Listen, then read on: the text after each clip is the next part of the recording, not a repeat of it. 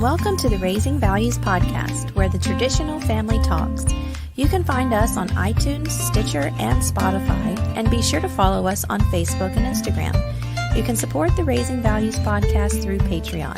Phil and Gillian are behind the mic, and we hope you enjoy the show.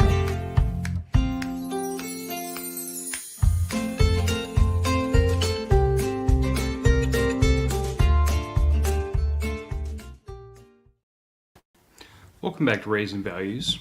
Good morning. I'm here on time today. I wasn't going to say anything. Yeah. She's been sitting here for almost 10 minutes. Yeah. That was the big hubbub last week.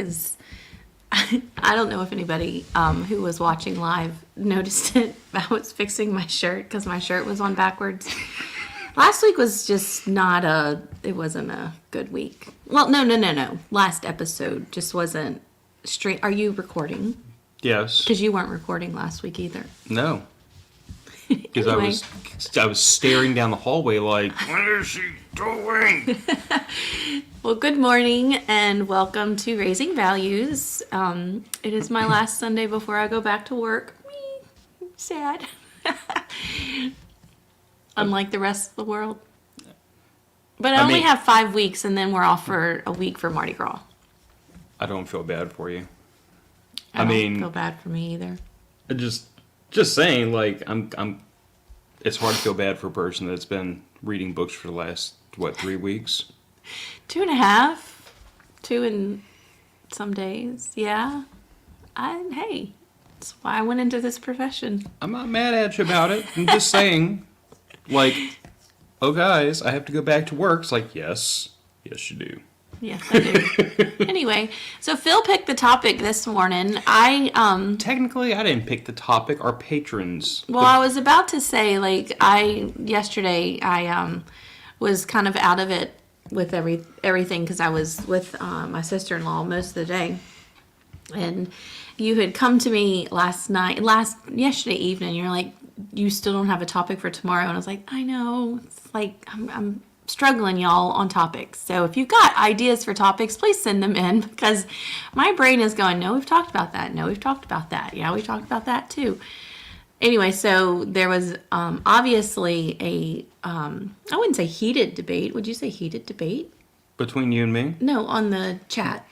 No, I wouldn't say it was a heated debate. So we have this Signal chat, which is like, I think one patron that's kind of identified that it may have been Raising Values that brought him to that, and then the rest are all... Really? I get the impression... Well, it wasn't until we did Raising Values that he jumped on board, so I'm having to assume. Oh, okay. But it's mostly the patrons from Raising Values and Matter of Facts, and somehow we got into this conversation yesterday about, like, gentle parenting and placating parenting, and this all kind of got spawned by something that somebody saw on Instagram or TikTok where a woman was half-jokingly referring to her 2-year-old as a terrorist.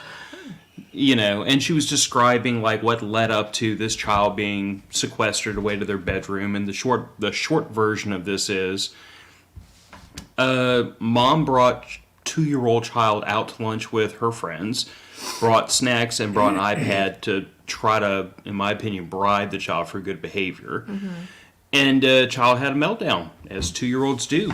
And, you know, this was the impetus for the discussion we started having about different parenting styles. Mm-hmm. And there are a lot of different parenting styles, and I think that most of them work okay if they're applied correctly, and none of them work well if not applied correctly. Right. So I thought that'd be a good topic for discussion today, because, like, you know, you and I kind of have this base principle where, like, we might comment to each other about other people's parenting style, but I'm not going to go tell somebody else how to raise their kids. No, I think families have to do what works for them, and then hopefully those parents have outweighed the consequences of actions on how to raise their kids. And I also would love to start this by saying we are not perfect parents.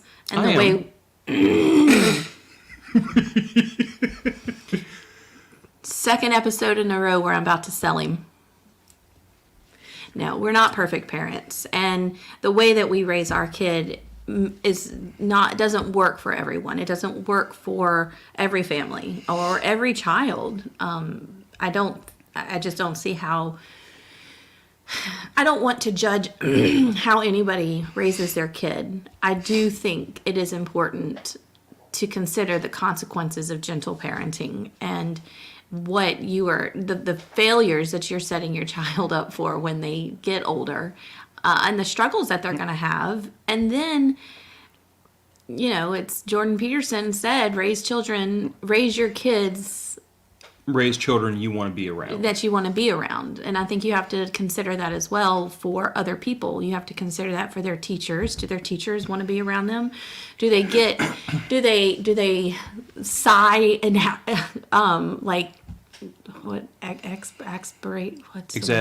exasperation when that child walks through the door, like another day of dealing with this child? Well, and I mean, I see it. When you see a parent's face glaze over, and they just want that kid to just like shut up and stare at a screen, or shut up and go to the room, or shut up and go play with their Xbox, PlayStation, whatever. Just shut up and leave me alone. Yeah. It's like in my opinion, like I understand, like, and again, somebody out there is gonna throw up the excuse of like, well, every parent has a breaking point, mental health, and yada yada yada yada. I get all that, but I'm also going to challenge most of the parents doing that to say your child's probably exhibiting a personality trait that you could have taken time to train out of them. And that if they're annoying you by their very presence, they're probably annoying everybody else too. So then my question is, how much credit do you take for allowing that child to behave that way? Or how much do you try to push off on some ancillary source so that you don't have to admit you had a hand in it? Like, I guess my principle when it comes to parenting always comes back to this idea that, to me, children they're born an empty vessel. Yeah. There's nothing in them. They have no habits. They have nothing in them but biological. I'm talking about when they're born. They have nothing in them but biological drivers. I'm hungry. I'm cold. I'm uncomfortable. I scream until I get what I want. That's it. And most children progress beyond that stage, but very obviously by looking at the world and some of these 10, 12, 16, 18-year-olds, some never did progress beyond the scream till I get what I want stage. But my point is that it's up to the parents to teach them proper behavior, to teach them societal norms, to teach them how to interact with other people in such a way that their very presence on this earth is not aggravating to everybody around them. And that might sound like a very selfish, like you just want your child to behave a certain way to not aggravate you. And I'm like, but it's more than that. Because if my child doesn't have the ability to interface with other people to get what she wants, I'm setting her up for total failure as an adult. Because you and I don't live in a vacuum. We have to deal with coworkers and bosses and spouses. That's true. And friends. And you have to deal with all sorts of people throughout your life that has the potential to upset you. I mean, it really just depends on, I guess, the level of that child's or future adult ability to deal with stress and things like that. And I think that is a lot of what we see in kids today is they want something, they're stressed out about it, I don't know. I'm so torn on this conversation. I know you are. Very, very torn on this conversation. Because yes, I do agree with you that for the majority, children are born with just that whole, I need to eat, I need to sleep, I need to poop, I need to eat, I need to sleep, I need to poop. That is all they are doing. Although they are learning, however, they are learning. Oh, they are 100% learning. Even in that stage of their life. Then you have children who do need that extra attention, that need that extra stimulation, or not having that stimulation, or there's children that learn differently, they behave differently because of their learning abilities and things like that. And I do think that you have to either you discount those children, or we're just going to talk about children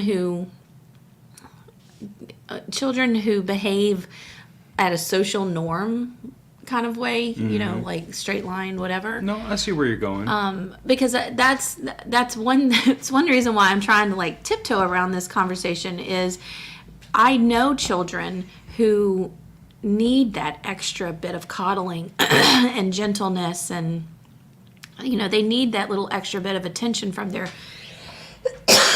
from their parents and teachers and people in their little community. But then you have children like our child, we only have one, our child, and then you have, you know, most of her friends, the people that she goes to school with, and I'm not talking about those kids, but, you know, in the majority of her life, she is dealing with children who are on the same learning. Kind of the same bell curve. Same part of the bell curve. So same part of the bell curve. Thank you, because I was not getting there in my head. So either we're going to talk about those kids, or we're going to exclude the children who need that extra bit of. I'm going to talk about both, but you and I might disagree. Okay. Oh, and that's the whole point of today's conversation. Because, like, see, here's the thing. Whenever we're talking about children with, like, a learning, I don't like to say disability, because I don't believe they in... learn different. Yeah, I don't believe... I like to call them learning difficulties. No, I wouldn't even say difficulties. I would say different. They learn differently. You can call it what you want, but my point is, I don't call it a disability because disability infers it cannot be done, and I don't believe that.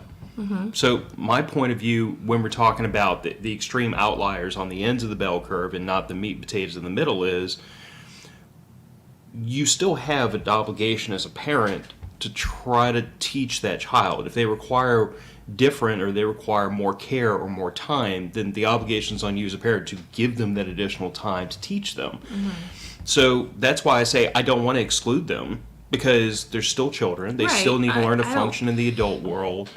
I didn't say let's exclude them from the conversation because I think they should be excluded. That, you know, now you're making me rethink my words. What? Well, I'm just saying, like, to me, I don't make those distinctions. I make the distinction of, like, there are some base principles that apply all the way across this population from one side to the other, and the particulars of how you apply them might have to change based on your child. Like, I've noticed with my child that, like, and we made this assertion when she was very young, that it was attention that was her driver. Like, if she was, like, putting her in the corner was, like, that was, like, hard. Like, she brought that up with you the other day. Oh, yeah. When she was, like, she hated getting 3 or 4. She hated getting put in the corner because she was separated from the two of us. Even though I was right here watching her, she was never far away from me. But she was separated from us. She didn't have our attention. She didn't have the ability to interact with us, and that impacted her. Mm-hmm. And my father has made this assertion over the years that, like, for me, I like, computers were a big thing with me from a very young age. So whenever I did something that displeased him, my computer got taken. The little personal computer that I had got taken away from me. And that got immediate results out of me. So I guess to my point is, you have to find what works for your child, what incentivizes them, what disincentivizes them. You have to figure out how they learn, how they react. And then whatever that method is, you would just apply it. But to me, I see the line between gentle parenting and placating parenting. I don't think there's anything wrong with gentle parenting. What is your definition of the two? Okay, so to me, gentle parenting is kind of like the way I've always tried to apply discipline with Piper. I'm going to do this as in the most kind, the most gentle, the quietest way humanly possible. Like, if we're in the grocery store and she's 3 years old grabbing stuff off the shelves, I'm going to tap her shoulder and be like, honey, please don't do that. The second time, it's going to be like, honey, put that back and stop or something's going to happen. And third time, she's going to get smacked on the butt. Some parents would go straight to step one, just whack her on the butt as soon as she does something wrong, and I don't believe that. I believe that there should be some kind of, like, progressive build-up in disciplinary action. Well, and at that point, you're giving her the freedom to make that decision. Exactly. And showing her that decisions have consequences. Exactly. But placating parenting would say, gentle parenting would say, I'm going to slowly turn up the volume until you get the message. Placating parenting would be like, I'll get you a sucker if you stop doing that. Okay. And I don't believe in bribing for good behavior. Mm-hmm. Good behavior is not something that should necessarily be rewarded all the time. Right. Good behavior is the standard.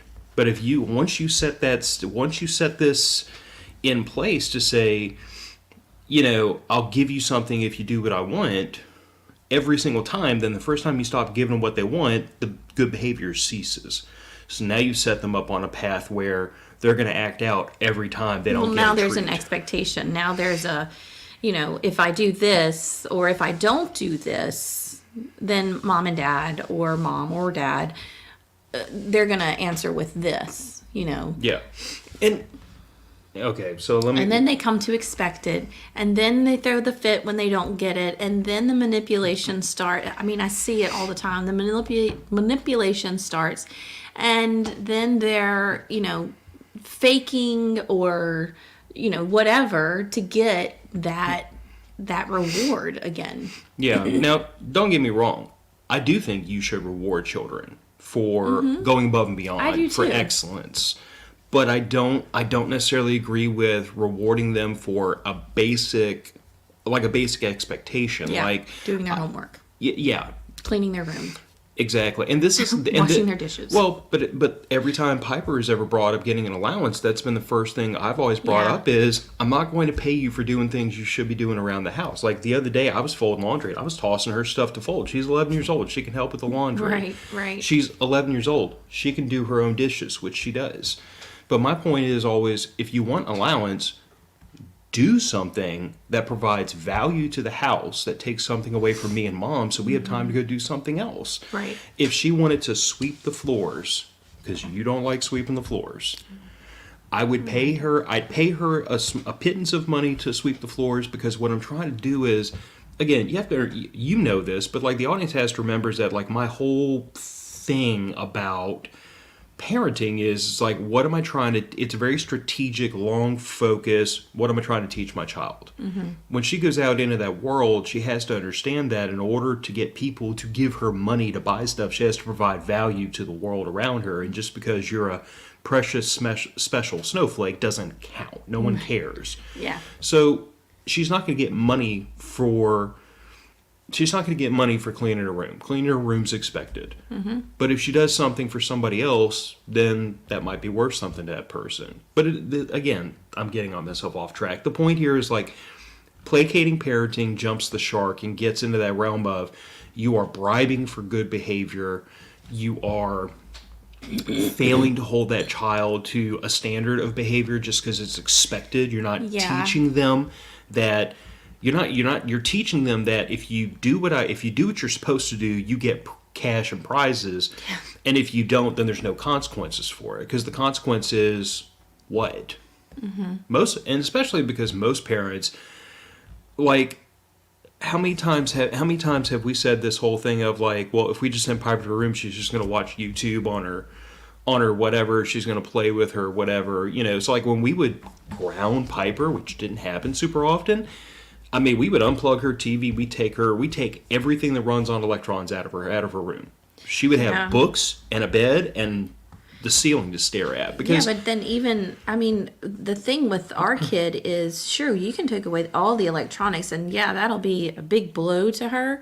But then this is where I always struggled, because she did have books, and that was like awesome.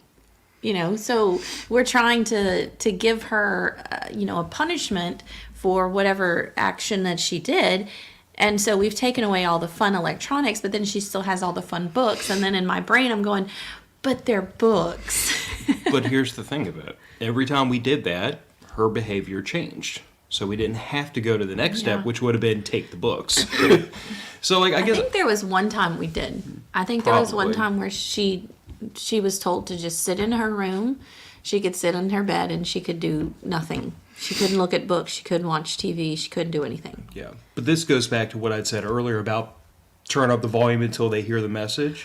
It's like, I'm going to start at level 1, in parenting, in disciplinary action, and if this sounds like human resources speak, it kind of is, but there's a reason it works most of the time.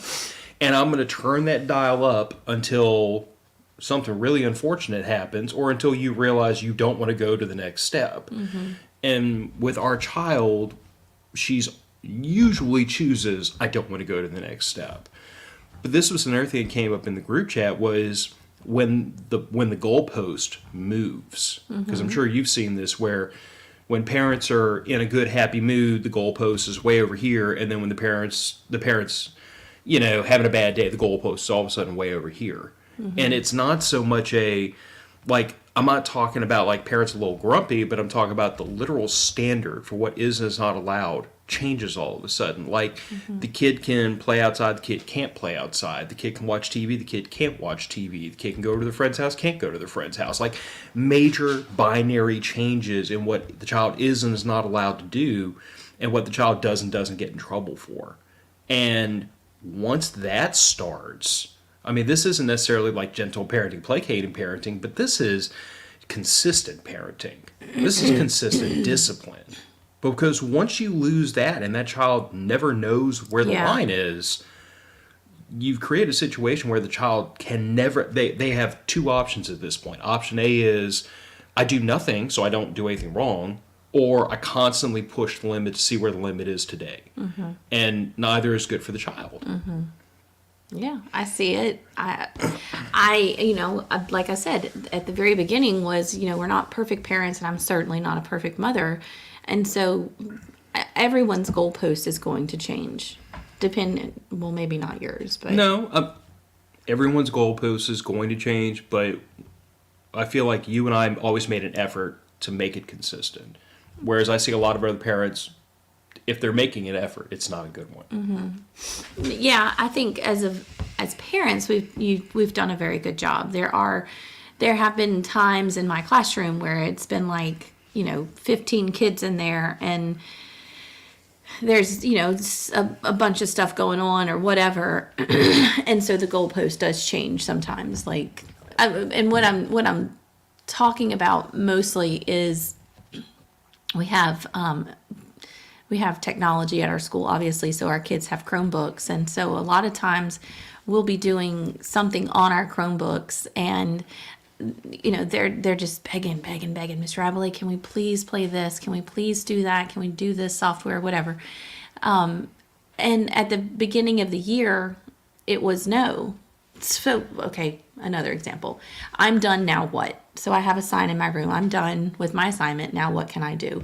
And I have a list of things. And on that list, nowhere on that list actually, does it say you can free play on your Chromebook. There's been 1 or 2 times this year. In fact, it has nothing on there about Chromebooks. There's no Chromebooks. You can't open your Chromebook once you're done. You can research, you can try to stump me, you can find a fact and ask me questions, fun things like that. Well, I think they're fun. They don't find them very fun. But you're not going to get on and play Scratch and, all that stuff. But there's been a couple of times where either I have felt really, really bad that day, like physically did not feel good, or, the lesson had ended sooner than I had anticipated or whatever, where I've said, okay, yes, you can get on your Chromebook, but you can only do these sites. You can only go to these sites, kind of thing. So I think it's important to, recognize that everyone's goalpost is going to change. Our goalpost changes with Piper as she grows up, and that's important too. Those consequences change. Everything changes as they evolve. So everything is evolving. I think it's best to make sure that those fundamentals and the basics are laid out early. Like Piper still knows that. Piper still asks if she can do things that it's like, sometimes now I look at her and I'm like, yes, you can do that. And she's still asking. And it's like, I love that you think that you still need to ask permission for that. But now you don't, you can go make lunch. Like, you don't have to look at me and be like, Mom, I'm hungry. Do you mind if I go make a sandwich? And it's like, go make a sandwich. Which is you know how to make a sandwich. Which is weird to me, because usually my response is, get up, come to the kitchen, and make a sandwich. Like, you know, I like mean, it's not all the time where she's like, can I go make a sandwich? Or can I go get the chips? Or can I go do this or that? But Well, it's no. those times, and it's not just making food or whatever, but it's those times where I'm just like, I guess she doesn't understand that she's now past that level, that she doesn't at that age or whatever, that expectation where she can control that part of herself. But I was going to say, part of this might also be the fact that, like, I have been on her in the past about snacking between meals. Well, okay, let's not. Food was obviously a bad example because there has been other things that she's asked, and I can't think of what it was the other day where she was like, "Can I do this?" or something, and I just kind of thought for just a second. I was like, "Why is she asking if she can do that? Like, why is she asking permission?" And so I kind of looked at her like, "Yeah." Like, I don't know, but it is something that she's always asked for, and I can't think of what it was now. But anyway, her goalposts have changed, and I think it's very sweet that she still thinks that she's got to ask permission for some things. It's my refrigerator. Keep out of it. Yeah. Okay. Yeah. Anyway. I do want to loop back around to Joe. He said that disability, difficulty, and differently are all different things, which I kind of feel like we said. You know, like I don't like the word disability.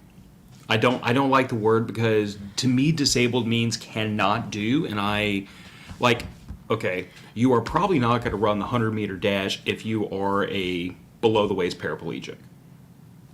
But like I've known people in my life that quote unquote are disabled, like one that I grew up with, and I mean he used to go fishing in the boat with friends, he used to work on cars. This young guy, I'll tell you who it is after the show. I know who you're talking about. But like he never let a severe physical disability slow him down much. He pushed himself much further than a lot of people in his situation would have. And I don't know, I don't like the word disability, especially coming from the military community, because I've seen way too many combat vets missing limbs who go on to like become bodybuilders or compete in Special Olympics, do amazing things, missing a limb. I don't like the word disability. I do like the word difficulty because to me, something is making this task more difficult. But that just means like the parent works harder, the child has to work harder to overcome it. See, I disagree. I do think that there is a disability. I do think that there are children and there are adults who do have physical, mental disabilities that they can't unless there is someone else doing it for them. They cannot feed themselves. They cannot go to the bathroom. Okay. But would you admit that there are many things society might call a disability that me and possibly you would not resign to the level of being a disability? In other words, like yes. there are people in the world that think that all sorts of things are full-blown disabilities that I just say suck it up and get over yourself. I do. I agree Okay. yes, I do agree that the word disability is used for things that are not necessarily should be considered a disability. Okay. However, you can't discount people and children who have real disabilities. Like they are not able to do those things. They are not able to go to the bathroom, brush their teeth. I understand, but again, you're defending a very, very small group of people who have a legitimate disability. I am saying that if a person has dyslexia, for example, that's not a disability to me. It is something that's going to require a different way of learning. It's going to require a lot more work on the part of that child to learn, but I mismatched my letters cannot be the reason why that child just has to coast through life and never try to succeed because... Agreed. Okay, so what I'm saying is there are people who will cling to that and say, that's a disability. And I say, it's not a disability. That child's not disabled. The child is going to have a hell of a time overcoming that, but that just means you got to work harder at it. The child's got to work hard. The teachers have got to work harder. Like I said, they learn differently. Okay. But see, Joe says disability is like dyslexia for learning. Again, to me, disabled means wholly incapable. Okay. So if we're talking about If we're talking about somebody that's had like traumatic brain injury and the wires are not connected any longer, okay, you have earned the disability tab.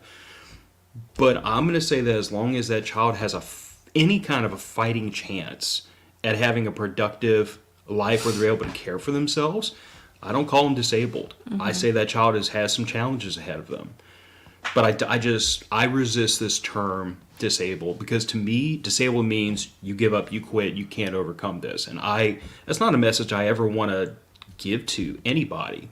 Oh, you're broken, it's okay, you can do nothing for the rest of your life. It's like, again, it could just be totally come from the veteran community, where in our community, it doesn't matter what happened to you, you push forward no matter what. And I get that. I do. I also think that in the veteran community or in the military community, you already have to prove that you are physically capable of doing the things in basic training. So they're not going to look at someone who's applied to be in the Army that has to be in a wheelchair.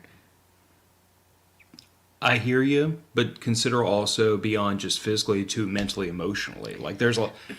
But don't you go through those tests as well? Aren't you? Not really. Not at all. You didn't do the ASVAB or anything like that. Oh, the ASVAB's an intellectual test, but honestly, hold up. Your parents could be first cousins, and you still pass the ASVAB. That's not a high bar. Okay, but who cares about that? I mean, you're still being tested on your intellectual level, aren't you? Yes. Okay. Okay, but I'm also lumping in things like. I'm also lumping things in here like post-traumatic stress disorder, which there is no test for, there is no way to prevent, and yet there are people who come back from war afflicted with this. And some of them disintegrate because they never get that message of, let's help you put yourself back together and get your life back on track. They get told, you're disabled, you're messed up. And then that's the excuse for continuing to mess their lives up. Right, and I get that. I understand what you're doing. You are taking the literal definition of these words, and that's how you're applying it. And I get that, and I think it's fair. I do. Isn't that so me, though? Yeah, it's so you. But what I'm saying is, yes, society has used these words as interchangeably. Disability, disabled, differently, difficulty, things like that. And I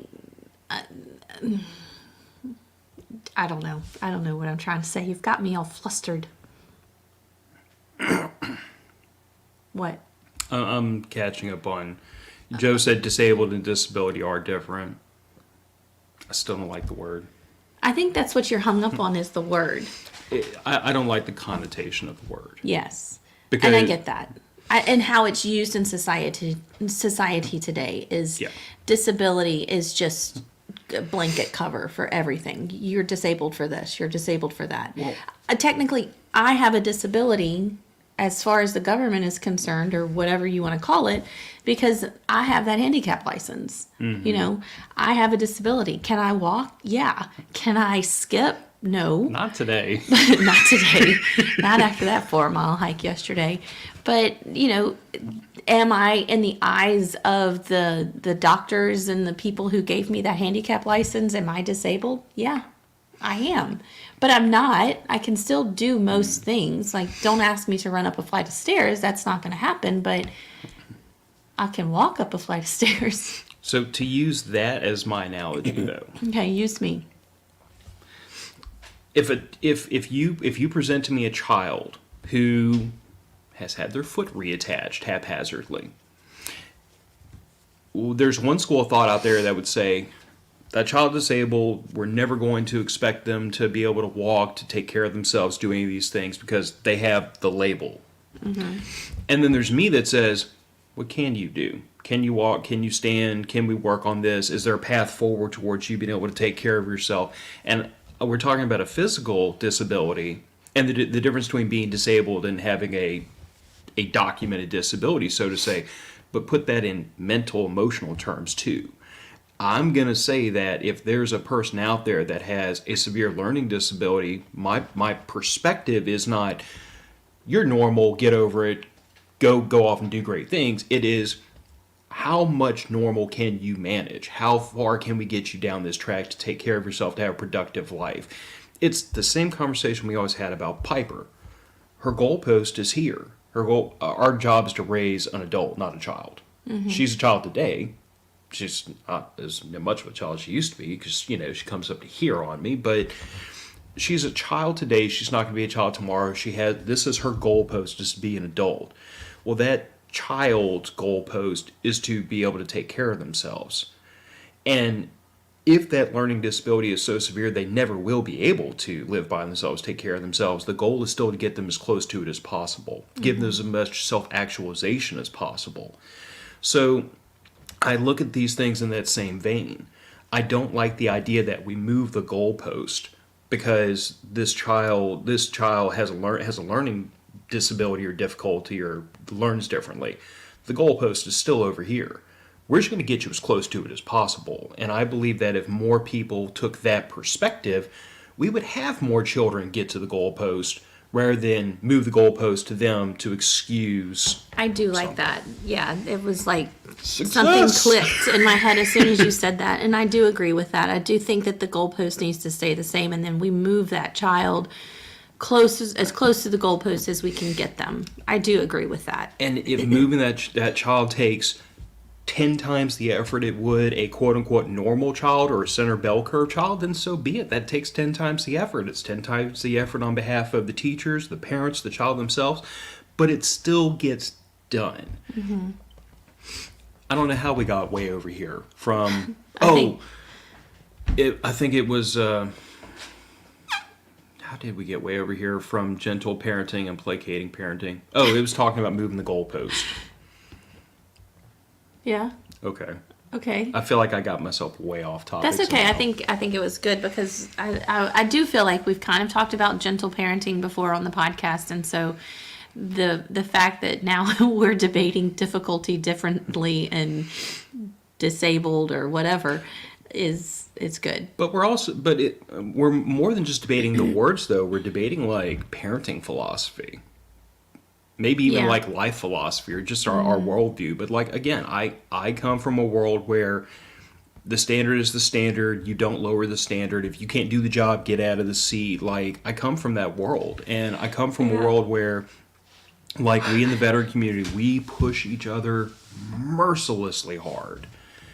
Yeah. And we don't cut each other a lot of slack. And we don't accept a lot of excuses from each other. It is suck it up. Quit your crying, have a beer and get over yourself, and let's go get back to work. Like, we got stuff to do. And, yeah, a lot of that comes from combat when there is no time to sit in the sand and cry. Like, you got to suck it up, and we got to get this done. Mm-hmm. But even when we come back from a conflict, even when it's peacetime, like, there is a lot of that built-in incentive of, like, you're having a bad day. Let's go do something productive so we can feel better about it. You know, it's... I don't know. It is a very different culture, and it reminds me of when you and I first started talking about having children together. You said you did not want to raise them in a boot camp. Mm-hmm. And yet I feel like I've somehow managed to like slip a little bit of boot camp underneath the door. Yeah, you have. But I think it's important. I think kids need that structure, and they need to know what your expectations are of them. And not moving that goalpost, because expectations equal goalpost, don't you think? Sorry, say it again. I was reading comments. Oh, I said your expectations for your child equals your goalpost. 100%. Okay. So I do think it's important to parent consistently. Absolutely. You have to parent consistently. You can't change it up, and and even like, I'm thinking of a couple of people in our lives that, the home is broken, so mom and dad aren't together anymore or whatever. And then there is no consistency. And so the child doesn't know what to expect. And they get one treatment different from mom, one treatment different from dad, one treatment different from grandma. And everything is... that child is just constantly living in a state of, chaos. Well, I think two things. What can I get if I act this way? And then what is mom expecting of me? What is the behavior that's okay in this house? What's the behavior that's okay in this house? And so they're living in a world of chaos because they never know what's expected of them. And they get in trouble for things that they wouldn't get in trouble for in the other house, or they're given something, or like a prize or something for a behavior in one house, and then they're not getting it in the other house. It's just, I don't know. And I cannot speak from experience on what it's like to co-parent with an ex or whatever. I do wish for those people that they were able to come together and co-parent together, and then get everyone involved in that child's life to say, this is not an expectation, because this is what your mom and dad have laid out. That was one thing about your mom and dad when we had Piper. We were very upfront with your parents and my parents and said, this is how we're doing it. These are our expectations. These are the things that we're laying out. And your mom and dad have been so, even today, they have just been so respectful of those things. When Piper would spend the night, she'd go to bed when Piper was supposed to go to bed. Piper would eat what she's supposed to eat. Now they do throw in grandparent things, which is expected and obviously fine, but they respected our decisions on how we were raising our child. And when Piper went over there, she knew, I'm not going to get away with crap, because grandpa's going to do this, or grandpa's going to say, well, your mom and dad, or whatever. It's going to be the same thing when she goes to her grandparents' house, because that's just what your parents did. And that... I know that it can be done. 100%. Two things. First of all, that comes directly from personal experience of sending their children to other people's houses, and those children getting away with murder, and then coming home being little turds, for lack of better. So, that is direct personal experience, and them saying, I am not going to do to my child that. Yeah. And have them have my grandchild get their butt tore up when they go home. But the other thing I was going to say was, you talked about not being able to speak about co-parenting from experience. That's what we do. I know, we co-parent. But hear me out. What is the difference between you and I having to meet in the middle between at least what used to be two vastly different parenting styles, and two parents that don't live in the same household that should or refuse to meet in the middle? Because there's a couple of things. There's usually going to be some sort of hatred for that other person. Which shouldn't. Which shouldn't, I know, I get that, but it's there. And so one parent might do or say something totally opposite of the other parent just to get back at that parent. That other parent. Yeah. And then there's the distance thing. Like, I can pull you into that bedroom and say, what the hell were you thinking? Talk to me next time.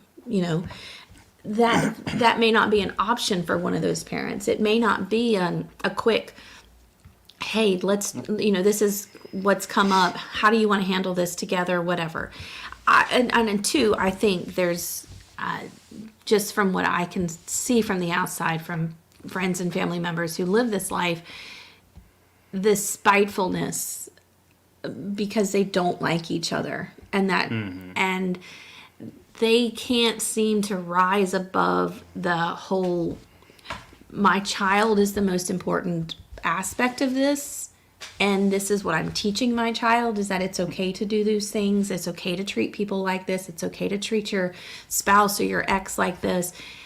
And their vanity and selfishness comes before how they're going to raise that child. And that's what I keep seeing. And that's so sad, because it's the kid who takes the brunt of it. It's the kid who wanders around not knowing what an expectation is, or, is this, ball in the middle, this plaything that's just being used to torment the other person. And God, how awful for your child. I guess where I was going with that was everything you just described. There's nothing that stops me from doing the same thing to you with us living together. Like, if when you're on the hike yesterday, I let Piper, so I suddenly start encouraging Piper to do stuff you wouldn't let her do. Mm-hmm. And then as soon as you get home, she's doing stuff she's not supposed to, and you start jumping her butt, and then in front of her, I start undercutting you, say, well, I told her she could do that. There's nothing, and That's true. And I hate to say, and now what I'm describing is an extraordinarily toxic environment that you and I wouldn't do to each other out of mutual respect, but also because I value my child's sanity more than that. But I've seen parents that operate like that, even living in the same house, even married to each other. Mm-hmm. So I guess that's why I was saying, like, well, then it's no different than co-parenting outside of the house. And I it's guess, absolutely no different. And in some way, it could possibly be even more toxic because now they're in the middle of the argument and they're in the middle of the fight and they're, you know.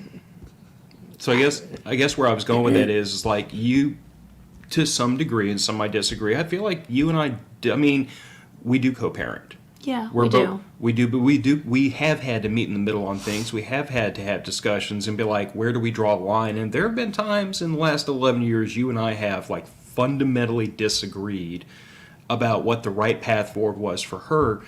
But I feel like the reason why we always tried to find middle ground was because we had the same goal of it's what's best for her. Mm-hmm. It's not what I want. It's not what you want. It's not what makes us look the best. I mean, like, it has always been a mutual decision made based on what do we feel like the best thing is in Piper's interest, so that we can get her to that eventual goalpost of being a functional adult.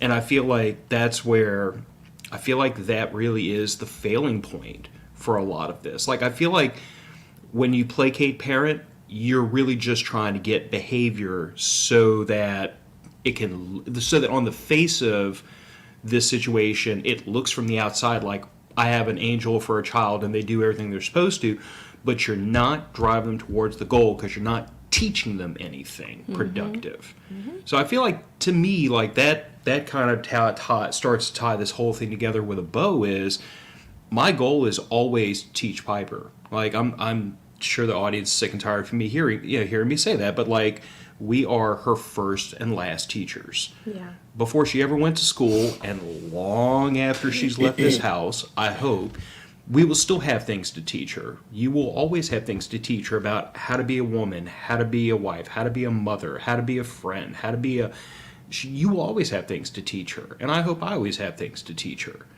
But I feel like there are far too many parents that they lose sight of that. They lose sight of their child's interest coming above and beyond everything else. And they get into these behaviors like placating or moving the goalposts to make things easier. Or they fall into the selfishness of, I want to use this child to make me look better or to get back at that person. And if any of that sounds incredibly toxic, it is incredibly toxic. But I'm giving examples that I've seen with my own two eyes. Those are the kinds of things that frustrate me, and those are the kinds of things that when I see them as a parent, like, it twists my stomach. It enrages me to see a child mistreated badly. Mm-hmm. But anyway. But as far as gentle parenting, like, some might disagree. I don't see any problem with gentle parenting. I don't see a problem with trying to use the least amount of coercion, force, or whatever else to get the child to make what I think is the right decision. I don't see any problem with, when she's running a fever and having a bad day, be like, don't clean your room, don't brush your teeth today, just sit down and take it easy, like let them have a mulligan. I don't see any problem with giving a child grace when they're misbehaving, but it's because they're up 2 hours past their bedtime. I get pretty grumpy when I'm up 2 hours past my bedtime. But I do think that the difference between gentle parenting and placating parenting is ultimately that the goalpost doesn't move and you don't get cash and prizes for a basic level of behavior you should be exhibiting regardless. Yeah, and when you said something about staying up past your bedtime or whatever, the other thing that we've done with Piper is we've allowed her, which sometimes it's really hard as a parent to do, we have to allow her to go through those consequences. You stayed up 2 hours past your bedtime, you're really grumpy and crabby today and very tired, that's too bad. You're going to school. Like, kind of thing. Not that she pulls that on us or whatever, but, I think a placating parent would probably say, okay, babe, well, why don't you sleep in for another 2 hours and get your rest, and I'll take you to school at lunch and you can just do half a day today, kind of thing. And we've never done that with her. There have been times where she's woken up where she doesn't feel her best. And so we go back and forth on, should she miss school today? What do you think? Should she just stay home, kind of thing? But I know parents that are just like, oh, okay, baby. All right, little Johnny, you don't feel good today, or you're just super tired. Okay, well, why don't you just sleep in a little bit more? The things that you were supposed to do today are not that important. So why don't you just stay in bed? And as they grow up, they're learning, oh, well, then I can just stay up 3 hours past my bedtime and be super tired when I wake up. And then mom is going to let me stay home today because I'm tired. And then when they're like 25 years old and have a job, and they call in their boss 3 hours later, be like, yeah, dude, I was at partying last night. I just slept in a little bit. We're cool, bro. Yeah. Yeah. And that's always been something I don't want to impress upon Piper, is that, well, I know I'm jumping around. There was at school a couple of weeks ago, there was a boy who got out of the car and he forgot to put on his shoes. I think because car was in the garage and he forgot to put on his shoes. And I was so proud of mom because they were halfway to school. He's in 4th grade. And he realized, Mom, I don't have my shoes on. And she said, tough, you're going to school. And they got into car line. I mean, the car door opens or whatever. So the shoes weren't even in the car. No, he did not have shoes.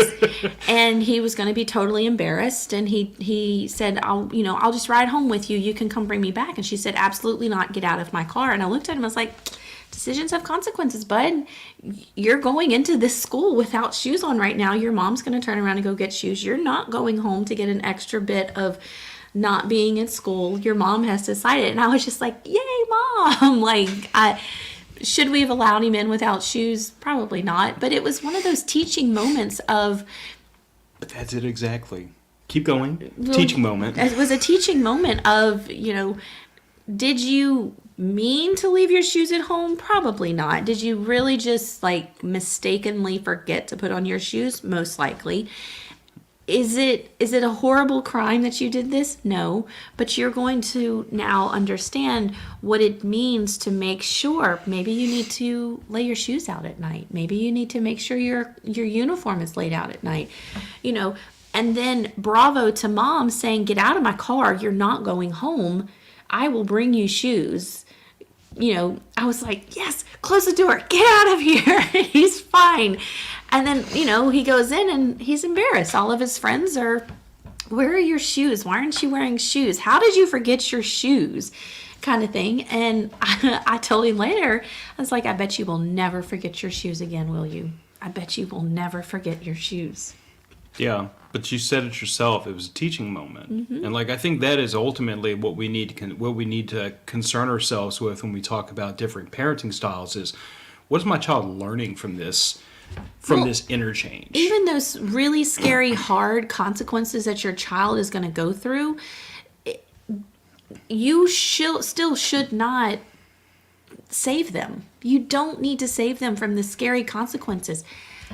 My sister's probably not going to care that I'm talking about this because she's been on the podcast before. Everyone continued to save Phoebe. Everyone continued to save her when she was in her lowest part of her addiction. All she was learning was, Gillian will come to my rescue. Gillian will give me $60 more. Mama will do this. Daddy will do this. It wasn't until she sat her ass in a jail cell with no communication. No one came to her aid. No one... Was she safe? Absolutely. Was she being fed? Yep. Was she fine? Absolutely. She was miserable. She was miserable. And she was dealing with the consequences of her actions, which was more than not giving her $60 to fuel the drug addict, in her. It was more than, coming in and saying, okay, well, let's move you to a better facility or whatever. It was her by herself learning that this action got me here.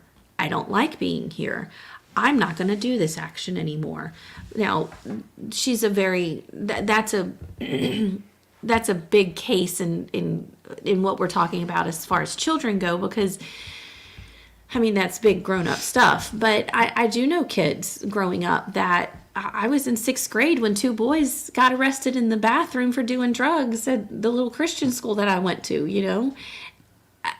I don't know what happened to it. I know that one of them is, you know, functioning adult now. I don't know where the other one is, but you know, I think it's important that even though your little mama heart or your little daddy heart wants to be like, it's okay, baby, I'll save you from this consequence, just don't do it next time, kind of thing. Well, they didn't learn anything by you saving them from their consequence.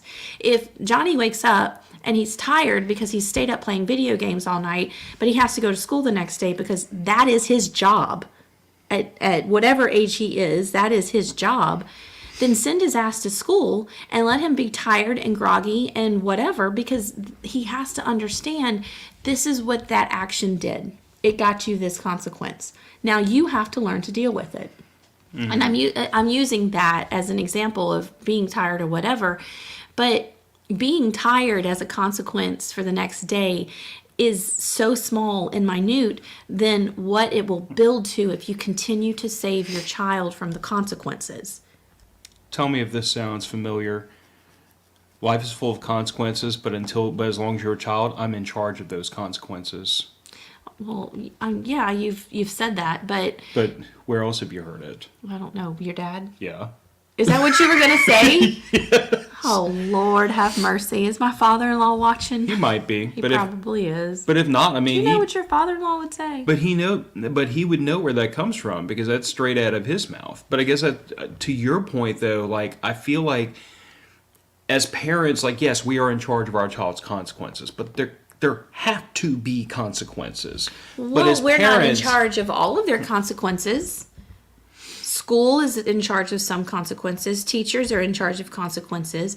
And there are people in their life that are in charge of consequences. And then what I'm saying is, if you save your child from the small consequences that they do at 2 and 3 and 4 years old, that's just going to build. And when they're 10, 11, and 12, those consequences will get bigger and bigger. And then when they're 17, 18, 19, you're looking at, you know, possible jail time for things. You know, it's just, I don't know. I just think that if you continue to go in and save your kid from being unhappy and scared or whatever, all you're doing is hurting them even more. Let them be scared. Let them be tired. Let them be uncomfortable and unhappy. Hell, when they become an adult, that's going to be most every day of their life is tired, unhappy, uncomfortable, and whatever. You know, they're not always going to be happy.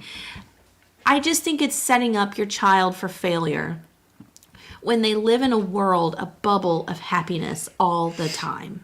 Of a bubble of, well, mom will save me, well, dad will save me, well, you know, I'm going to do this because I know that my parents are going to swoop in and save me. Piper likes to watch these videos sometimes where people are being arrested and, you know, stuff like that. Oh, Jesus. And, you know, I love the ones where the person is calling out for help from their mom or dad because they're being arrested for drug charges. I know, it sounds like, what are you letting your child watch? But it's kind of like Cops kind of thing. You remember the show Cops? Anyway. I was watching it about her age. I know, me too. But the one that sticks out to me the most is the girl who was driving drunk who's being arrested, and dad is standing right there.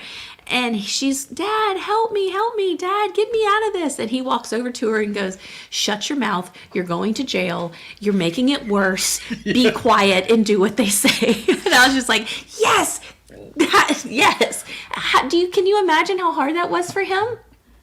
I can imagine. I bet it was hard. But to dig into that example just the tiniest little bit, I see a girl in her early 20s driving drunk in a Tesla. Yeah. Who was telling the cops, my dad owns the island. Yeah. I am fairly certain there might have been some placating parenting happening in her childhood that led her to this moment in her life. What was she was 19 or 20 years old because they kept saying, "Well, you're an adult." Because she said, call my dad," and they were like, "We're not calling your dad. You're an adult. Yeah. You're an adult. We're not calling your dad." But I guess what I'm saying is, for dad to all of a sudden say, "You're going to jail, shut up and deal with it," to me is like, perhaps if we had said "shut up and deal with it" earlier in her life, we wouldn't have gotten to this point. Well, yeah. I know. We don't know how old she was. I know she was young, like 19, 20, 21. She was what we as a 41 and 39-year-old would call a kid. Yeah, but she's driving a Tesla. Yeah. You know what I'm saying? So obviously there were things in her life that were given and placated. Daddy's money has patted her little butt pretty well through life so far. Yeah, well, Dad was like, "Shut up, you're going to jail. Too bad for you. You shouldn't have done what you've done." Anyway, I think we kind of derailed a little bit, and that's okay, Joe, because I love how Joe's like, "I'm the derail ninja." That's what we rely on you for, Joe, is to kind of get us off base and continue talking. But anyway, so... Yeah. So like I said, that what an episode. That was the start of that conversation amongst the patrons, and I figured we'd pick it up here because I know that I feel like you and I, after like 11 years of co-parenting, have pretty much come roughly to the middle. But I know that when we first started out, I was hyper disciplinarian, you were hyper nurturer, and it took us some time to kind of like, it took both of us some time, I feel like, to realize that there was a happy mix of the two that wasn't going to completely screw our child up. Yeah. And I'll be the first to admit, all discipline doesn't make for well-adjusted kids, and all nurture absolutely doesn't make for well-adjusted kids. You need a mix of the two, but it needs to be a mix of the two, always with the ultimate goal of, I'm trying to teach this child something. Mm-hmm. And, you know, that's kind of where we're at. But yeah, I mean, I see examples of placating parenting in society around us all the time. I think that a lot of parents, they're so terrified of being judged for having a badly behaved child that they take actions to elicit good behavior that ultimately breed more bad behavior. Mm-hmm. As opposed to like you and I, who were always very much like, she's 2, she's having a moment, and one of us would usually walk her outside and calm her down. Or frankly, I mean, I can remember a couple times we told our waitress, "I need boxes, I need a check, we gotta go." Yeah. And I can also remember times like, you know, Piper got her little butt whooped up in the middle of a grocery store because she was acting crazy. I mean, it's always been a function of like, my goal is to make your behavior the way it's supposed to be. Mm-hmm. And I'm not going to say, "I'll give you a sucker if you stop misbehaving," because all you're learning from that exchange is, if I misbehave, I get a sucker. Mm-hmm. Like, it shouldn't work that way, but that's kids learn. I don't want to launch to a whole nother discussion, but I'm going to tell y'all that, like, from my perspective, an infant, the first thing they learn in the world is how to get what they want. Mm-hmm. They are biologically hardwired to continue testing the waters until they get what they want. They'll cry, they'll scream, they'll coo, they'll giggle. Whatever gets them hugged, held, warm, fed, and cleaned is what they're going to do. And I think that there's a certain amount of that biologically hardwired into us, even as older children and even as adults. So yeah, if you teach that child that every time they misbehave, they get a sucker for stopping the misbehavior, you've just incentivized the behavior. Mm-hmm. Good show, old man. Good show, old man. Not bad for a spur of the moment, hey, we're going to talk about this tomorrow type of topic. Yeah, it was pretty good. I don't know if we really have any announcements today, although I think we should. Women Who Prep Conference? Well, yeah, I mean, the Women Who Prep Conference, I talked about this last week on the podcast. As far as the affiliate link goes, I'm working on getting that up on my Instagram and on the Facebook page for Raising Values. It is 20th through the 24th. I think I need to go back and look at the dates of April. But it's an online conference for women who prep, and the website is womenwhoprep.com. You can follow them on Instagram as well, and This Prepared Life by Allison is on Instagram as well. So all those links are on their website.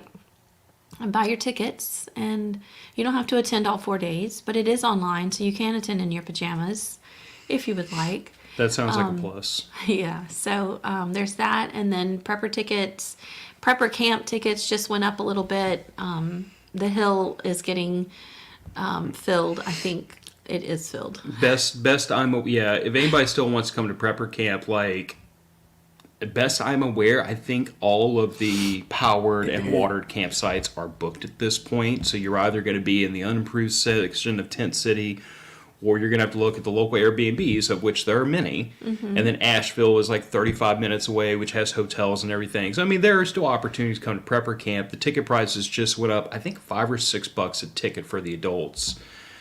But they're going to continue to go up the closer to the event we get. So if you're thinking about going, make those reservations right now. Yeah. And if anybody is curious about prepper camps, never been, and just curious about like what there is to offer, check preppercamp.com and look at the 2023 class schedule. And that will typically, what Rick does is about 75 to 80% of those classes will remain into the next year, and then he'll cycle out some classes in favor of new classes, try to keep things fresh. But that will at least give you an idea of like the length and breadth of what prepper camp is and the amount of knowledge that's being passed to attendees. And you'll also get the opportunity to meet myself and Gillian and Andrew, my co-host on Matter of Facts, and the entire, as much of the Prepper Broadcast Network as we can manage to bring out there. Last year, I think we were only short one host. Two. Me and Dave. Oh, I meant other than you. Oh. Because I'm not a host. You know what I mean. I knew it. Nobody includes Gillian. I hope you'll have a great day. I hope I have a great day too. Happy Sunday. It's beautiful here. The weather's going to be horrible tomorrow, but anyway, enjoy the rest of your weekend, and we will see you next week. Yes, next week we will see you. Bye, Not the next everybody. week, though. Okay. Why not next week? No, next week we'll see them, but the 21st, I don't know if we'll see them. Why wouldn't we? Because my birthday's on the 20th. You don't want to hang out with our listeners on your birthday? I don't know if I will be able to function on that Sunday morning, dear. I'll bring the laptop to your bedside. Okay. Have a great day. Bye, y'all. Bye.